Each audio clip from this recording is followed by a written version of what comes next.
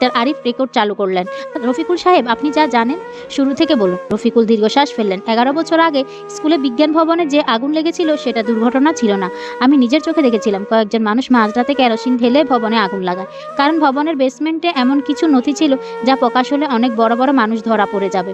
আমি তাদের দেখেই ফেলেছিলাম, তাই তারা আমাকে মেরে ফেলতে চেয়েছিল। তাহলে আপনি বাঁচলেন কিভাবে? ইন্সপেক্টর জিজ্ঞেস করলেন। আগুন লাগার আগে আমি পেছনে ড্রেন দিয়ে বেরিয়ে যাই, কিন্তু সবাই ধরে নেয় আমি ভেতরেই পুড়ে মারা গেছি। আমি সামনে আসতে চেয়েছিলাম, কিন্তু যেদিন থানায় যাওয়ার সিদ্ধান্ত নিলাম সেদিন আমার স্ত্রী আর ছেলেকে গাড়ি চাপা দিয়ে হত্যা করা হয়। ঘরের সবাই স্তব্ধ। রফিকুলের চোখ দিয়ে নীরবে পানি গড়িয়ে পড়ছে। আমি বুঝে গিয়েছিলাম ওরা শুধু আমাকে নয়, আমার পরিবারের সবাইকে শেষ করে দেবে। তাই আমি আত্মগোপনে চলে যাই। আমি ধীরে ধীরে বললাম, কিন্তু মেহেরিন? রফিকুল মাথা তুললেন। প্রায় 1 বছর আগে মেহেরিন এই লুকানো ঘরটা খুঁজে পায়। ও খুব বুদ্ধিমান মেয়ে ছিল। স্কুলে পুরনো রেকর্ড খুঁজতে খুঁজতে এখানে চলে আসে। আমি ওকে সব সত্যি বলেছিলাম। প্রথমে বিশ্বাস করেনি, পরে আমি সব নথি দেখাই। তখন ও বলেছিল, চাচা আমি কাউকে ভয় পাই না, সত্যিটা প্রকাশ করবই। আমার চোখ ঝাপসা হয়ে গেল। ঠিক এমনটাই ছিল আমার মেয়ে। অন্যায় দেখলে চুপ থাকতে পারত। রফিকুল আবার বলতে শুরু করলেন। আমি ওকে অনেক বুঝিয়েছিলাম, বলেছিলাম যারা এগুলো করেছে তারা খুব ক্ষমতাবান, কিন্তু ও শোনেনি। ও মোবাইলে ভিডিও করে সব প্রমাণ রাখতে শুরু করে। ইন্সপেক্টর টেবিলের উপর রাখা মেমোরি কার্ডের দিকে তাকালেন। তাহলে ওই ভিডিও? হ্যাঁ, রফিকুল বললেন, ওই ভিডিও ওর সর্বনাশ ডেকে আন। ঘরের বাতাস যেন আর ভারী হয়ে উঠল। সেদিন বিদায় অনুষ্ঠানের রাতে রফিকুল বলতে লাগলেন, মেহেরিন আমাকে শেষবার দেখতে এসেছিল। ও বলেছিল আজই পুলিশের কাছে সব প্রমাণ দেবে, কিন্তু আমরা বুঝতেই পারিনি কেউ আমাদের কথা শুনেছিল। কে? ইন্সপেক্টর প্রশ্ন করলেন। রফিকুল উত্তর দেওয়ার আগে হঠাৎ উপরের দিক থেকে বিকট একটা বিস্ফোরণের শব্দ শোনা গেল। ধুম! পুরো ভূগর্ভ ঘরটা কেঁপে উঠল। ছাদ থেকে ধুলো ঝরতে শুরু করলো। একজন কনস্টেবল দৌড়ে সিঁড়ির দিকে গেল। কয়েক সেকেন্ড পর সে চিৎকার করে উঠল, স্যার, কেউ বাহির থেকে ভবনের দরজায় আগুন লাগিয়ে দিয়েছে। আমাদের বুক কেঁপে উঠল। ধোঁয়া ধীরে ধীরে নিচে নামতে শুরু করেছে। ইন্সপেক্টর আরিফ দ্রুত পরিস্থিতি বুঝলেন। সবাই বের হও। কিন্তু সিঁড়ির মুখে পৌঁছাতে দেখা গেল উপর থেকে জ্বলন্ত কাঠ পড়ে পথ আটকে গেছে। আমরা সবাই ঘরে আটকা পড়ে গেছি। রফিকুল আতঙ্কিত গলায় বললেন, ওরা জেনে গেছে আমি বেঁচে আছি, তাই এবার কাউকে জীবিত বের হতে দেবে না। ঠিক তখনই মাহির দেওয়ালের এক কোণে হাত দিয়ে চিৎকার করে উঠল, ইন্সপেক্টর স্যার, এখানে আরেকটা দরজা আছে। সবাই টর্চের আলো ফেললো। ধুলো ময়লার নিচে সত্যি একটা লোহার ছোট দরজা দেখা গেল। রফিকুল বিস্ময়ে বললেন, না, এটা তো আমি কখনো দেখিনি। ইন্সপেক্টর দরজাটা টেনে খুলতে ভেতর থেকে ঠান্ডা বাতাস বেরিয়ে এলো। সামনে একটি সরু সুড়ঙ্গ শেষ প্রান্তের ক্ষীণ আলো দেখা যাচ্ছে, কিন্তু ঠিক তখনই সে অন্ধকার সুড়ঙ্গের ভেতর থেকে কারো ভারী পায়ের শব্দ এলো। ঠক ঠক ঠক ঠক। মনে হচ্ছিল কেউ একজন আমাদের দিকে হেঁটে আসছে। সুড়ঙ্গের ভেতর থেকে ভেসে আসা ভারী পায়ের শব্দ ক্রমশ স্পষ্ট হয়ে উঠেছে। মনে হচ্ছিল লোকটা ইচ্ছে করে ধীরে ধীরে হাঁটছে, যেন সে জানে আমরা পালাতে পারবো না। ঘরের কক্ষের উপর দরজার আগুন জ্বলছে। ধোঁয়া ধীরে ধীরে নিচে নেমে আসছে। সামনে অন্ধকার সুড়ঙ্গ, আর সেই সুড়ঙ্গ দিকে কেউ এগিয়ে আসছে। ইন্সপেক্টর আরিফ সঙ্গে সঙ্গে পিস্তল বের করে সামনে তাক করলেন। সবাই আমার পেছনে থাকবেন। আমরা নিঃশ্বাস বন্ধ করে দাঁড়িয়ে রইলাম। কয়েক সেকেন্ড পর অন্ধকার ভেদ করে একটি ছায়ামূর্তি দেখা গেল। লোকটির হাতে একটি টর্চ। আলোটা আমাদের চোখে ফেলতে কিছুই দেখতে পেলাম না। তারপর ভেসে এলো কণ্ঠস্বর, গুলির দরকার নেই ইন্সপেক্টর, আমি আপনাদের বাঁচাতে এসেছি। লোকটা ধীরে ধীরে সামনে এগিয়ে এলো। তার বয়স 50-এর কাছাকাছি। পুলিশের পোশাক নয়, সাধারণ পোশাক। মুখ ভর্তি দাড়ি, ডান পায়ে হালকা খুঁড়িয়ে হাঁটছে।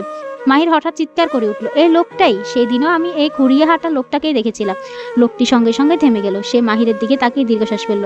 তুমি আমাকে চিনে ফেলেছ? ইন্সপেক্টর গম্ভীর গলায় বললেন, আপনি কে? লোকটি নিজের পকেট থেকে একটি পুরনো পরিচয়পত্র বের করলেন। আমার নাম কামাল উদ্দিন।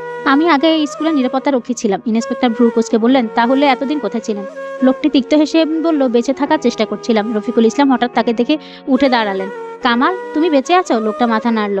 হ্যাঁ চাচা, কিন্তু লুকিয়ে থাকতে হয়েছে, কারণ যারা আপনার পরিবারকে মেরেছে তারা আমাকেও মারতে চেয়েছিল। ঘরে সবাই স্তব্ধ। কামাল বলতে শুরু করলেন, সেদিন বিদায় অনুষ্ঠানের রাতে আমি ডিউটিতে ছিলাম। আমি নিজের চোখে দেখেছি মেহেরিন স্কুলের পুরনো ভবনের দিকে যাচ্ছিল। আমি তাকে অনুসরণ করি। তখন দেখি প্রধান শিক্ষক আব্দুল কাদের সেখানে আগে থেকে দাঁড়িয়ে, কিন্তু তিনি একা ছিলেন না, আরো দুজন ছিল। আমার বুক থর করে উঠল। তারপর মেহেরিন তাদের বলছিল সব প্রমাণ পুলিশের হাতে তুলে দেবে। তখন আব্দুল কাদের তার ফোন কেড়ে নেওয়ার চেষ্টা করে। ধস্তাধস্তি শুরু হয়। কামাল কয়েক সেকেন্ড থামলো। তার চোখে রাগ স্পষ্ট। আমি সাহায্য করতে চাচ্ছিলাম, কিন্তু একজন আমার মাথায় লোহার রড দিয়ে আঘাত করে। আমি মাটিতে পড়ে যাই। মেহেরিন, কামাল ধীরে বলল, ও তখনও জীবিত ছিল। ওকে জোর করে একটি সাদা মাইক্রোবাসে তুলে নিয়ে যাওয়া হয়। আমার চোখ দিয়ে অজরে পানি পড়তে লাগলো। 11 মাস ধরে আমি ভেবেছি আমার মেয়ে হয়তো সেদিনই মারা গেছে, কিন্তু সে তখনও বেঁচে ছিল। ইন্সপেক্টর দ্রুত জিজ্ঞেস করলো, গাড়ির নম্বর দেখেছিলেন? কামাল মাথা নাড়ল আংশিক। শেষ 3টে সংখ্যা ছিল 721। ঠিক তখনই ইন্সপেক্টরের ফোন বেজে উঠল। ফোন ধরতে থানায় ডিউটি অফিসার উত্তেজিত কণ্ঠে বলল, স্যার, জরুরি খবর। বলুন। আজ রাতে আব্দুল কাদের নিজের বাড়ি থেকে পালিয়ে গেছে। ইন্সপেক্টরের চোখ কঠিন দৃষ্টি ফুটে উঠল। কোথায় গেছে? বাড়ির সিসিটিভি ফুটেজে দেখা গেছে একটি পুরনো সাদা মাইক্রোবাসে করে বের হয়েছে। ঘরের ভেতর সবাই একে অপরের দিকে তাকালো। সাদা মাইক্রোবাস, শেষ তিনটে সংখ্যা 721। কামাল যা বলেছিল সেটাই সত্যি। ইন্সপেক্টর সঙ্গে সঙ্গে ওয়্যারলেসে বার্তা পাঠালো, সব চেকপোস্টে খবর দিল। সাদা মাইক্রোবাস নম্বরের শেষে 721, যেই করে হোক আটকাতে হবে। ঠিক তখনই রফিকুল হঠাৎ কপালে হাত দিয়ে বলল, না, সে পালাচ্ছে না। ইন্সপেক্টর তাকালো। মানে? রফিকুল ধীরে ধীরে বলল, সে যাবে নদীর ধারে পুরনো গুদামে। আপনি এত নিশ্চিত কিভাবে? কারণ ওই গুদামটাই তাদের আসল আস্তানা। আর যদি? তিনি কথা শেষ করতে পারলেন না। আমি উৎকণ্ঠায় বললাম, আর যদি? রফিকুল আমার দিকে তাকালো, তার চোখে জল। যদি মেহেরিন এখনো বেঁচে থাকে তাহলে এতদিন ওকে ওই গুদামে আটকে রাখা হয়েছে। আমার শরীর কেঁপে উঠল। আমি কোনো কথা বলতে পারলাম না। শুধু মনে হচ্ছিল বুকের ভিতর জমে থাকা মৃত আশাটা আবার ধীরে ধীরে শ্বাস নিতে শুরু করেছে। ইন্সপেক্টর আরিফ এক মুহূর্তও দেরি করলেন না। সবাই প্রস্তুত হন, আজ রাতেই এই মামলা শেষ হবে। আর আমরা দ্রুত সেই গোপন সুড়ঙ্গ দিয়ে নদীর ধারে পুরনো গুদামের উদ্দেশ্যে রওনা হলাম। নদীর ধারে পুরনো গুদামের দিকে যতই আমরা এগিয়ে যাচ্ছিলাম, আমার বুকের ভেতর ধুকধুকানি ততই বেড়ে যাচ্ছিল। রাত তখন প্রায় 3টে। আকাশে কালো মেঘ জমেছে। মাঝে মাঝে বিদ্যুতের ঝলকানিতে নদীর কালো পানি চকচকে করে উঠছে। দূর থেকে ভাঙাচোরা টিনের গুদামটা দেখতে যেন কোনো পরিত্যক্ত মৃত্যু ফাঁদের মতো লাগছিল। ইন্সপেক্টর আরিফ গাড়ির সব আলো নিভিয়ে দিলেন। পুলিশের সদস্যরা চারদিকে ঘিরে ফেলল। তিনি নিচু গলায় বললেন, কেউ গুলি চালাবে না যতক্ষণ না আমি নির্দেশ দিচ্ছি। যদি সত্যি মেহেরিন এখানে থাকে তাহলে তার জীবনে ঝুঁকি নেওয়া যাবে না। আমার হাত এতটাই কাঁপছিল যে দাঁড়িয়ে থাকাও কঠিন হয়ে পড়ছিল। মাহির নিঃশব্দে আমার হাত ধরেছিল। তার চোখেও ভয়, অপরাধবোধ আর এক ফোঁটা আশার আলো একসঙ্গে মিশেছিল। ইয়াসিন আমার দিকে তাকিয়ে ধীরে ধীরে বলল, রুহানি, আজ যাই হোক আমরা সত্যিটা জেনে যাব। আমি কোনো উত্তর দিতে পারলাম না। 11 মাস ধরে প্রতিটি রাত আমি একাই প্রার্থনা করেছি, আমার মেয়ে যদি আর একবার ফিরে আসে। আর সে অসম্ভব প্রার্থনা যেন বাস্তবের খুব কাছে এসে দাঁড়িয়েছে। পুলিশ নিঃশব্দে গুদামের ভেতরে ঢুকে পড়ল। চারদিকে পুরনো কাঠের বক্স, মরিচা ধরা ড্রাম আর ভাঙা যন্ত্রপাতি ছড়িয়ে আছে। বাতাসে স্যাঁতস্যাঁতে গন্ধ। হঠাৎ গুদামের ভেতর একটি কক্ষ থেকে ক্ষীণ আলো দেখা গেল। ঠিক সেই মুহূর্তে একটি কণ্ঠ ভেসে এলো, আর এক কদম এগুলেই মেয়েটাকে মেরে ফেলবো। আমার বুক কেঁপে উঠল। ইন্সপেক্টর আরিফ চিৎকার করে বললেন, আব্দুল কাদের, পালানোর কোনো পথ নেই। পুরো এলাকা পুলিশ ঘিরে ফেলেছে। দরজার আড়াল থেকে ধীরে ধীরে বেরিয়ে এলো প্রধান শিক্ষক আব্দুল কাদের। তার হাতে একটি পিস্তল, অন্য হাতে একটি মেয়েকে শক্ত করে ধরে রেখেছে। মেয়েটির চুল এলোমেলো, শরীর দুর্বল, মুখে অসংখ্য আঘাতের দাগ। প্রথমে আমি তাকে চিনতেই পারিনি। তারপর সে খুব কষ্ট করে মুখ তুলল। চোখ দুটো আমার চোখের সঙ্গে মিলাতে আমার পৃথিবী থেমে গেল। মা শব্দটা খুব ক্ষীণ ছিল, কিন্তু এটাই ছিল আমার জীবনের সবচেয়ে সুন্দর শব্দ। মেহেরিন, আমি চিৎকার করে উঠলাম। আমার পা নিজে থেকেই সামনে এগুতে চাচ্ছিল, কিন্তু ইন্সপেক্টর আমাকে ধরে ফেললেন। না, এখন না। মেহেরিন বেঁচে আছে। অবিশ্বাস্য হলেও সত্যি, সে বেঁচে আছে। আব্দুল কাদের হিসিস করে বলল, সব শেষ হয়ে যেত যদি এই মেয়েটা সেদিন ভিডিও না করত। এত ছোট একটা মেয়ে, অথচ আমাদের 11 বছরের পরিকল্পনা নষ্ট করে দিয়েছে। ইন্সপেক্টর ধীরে ধীরে তার দিকে এগোতে লাগলো। অস্ত্র ফেলে দিন। না, আপনি আর পালাতে পারবেন না। আব্দুল কাদের হঠাৎ হেসে উঠল। আমি হারলে সবাই হারবে। সে পিস্তলটা মেহেরিনের মাথায় ঠেকিয়ে দিল। আমি আর নিজেকে ধরে রাখতে পারলাম না।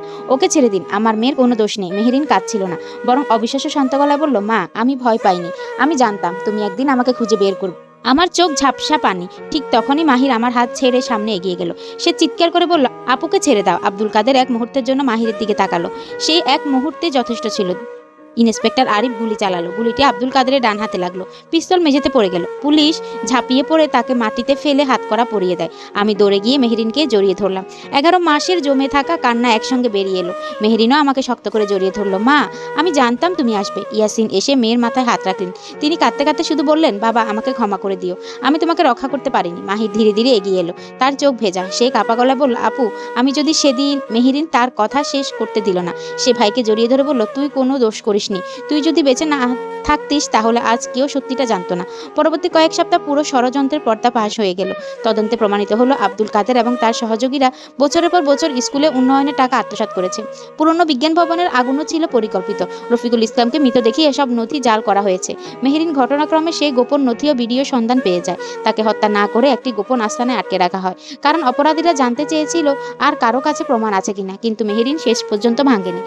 আদালতে রফিকুল ইসলামের সাক্ষ্য, কামালের বয়ান, উদ্ধার হওয়া নথি এবং মেহেরিনের ভিডিও, সব মিলিয়ে আব্দুল কাদের ও তার সহযোগীরা দীর্ঘ কারাদণ্ডে দণ্ডিত হয়। 6 মাস পরে এক বিকেলে আমাদের বাড়ির ছাদের সেই একই বারান্দায় আমি আবারও ক্যামেরা হাতে দাঁড়িয়েছিলাম। মেহেরিন আর মাহির পাশাপাশি দাঁড়িয়ে আছে। দুজনেই একটু বড় হয়ে গেছে, কিন্তু এবার তাদের হাসিতে কোনো ভয় নেই। আমি ছবি তোলার আগে আবারও মেহেরিনের কপালের উপর পড়ে থাকা একগুচ্ছ চুল সরিয়ে দিলাম।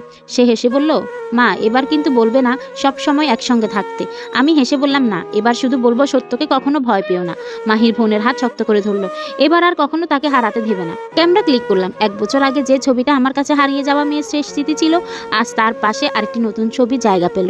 একটি পরিবার যারা ভেঙে পড়েছিল, কিন্তু সত্যের শক্তিতে আবার একসঙ্গে দাঁড়াতে পেরেছে। ধন্যবাদ। গল্পটি কেমন লেগেছে জানাতে ভুলবেন না।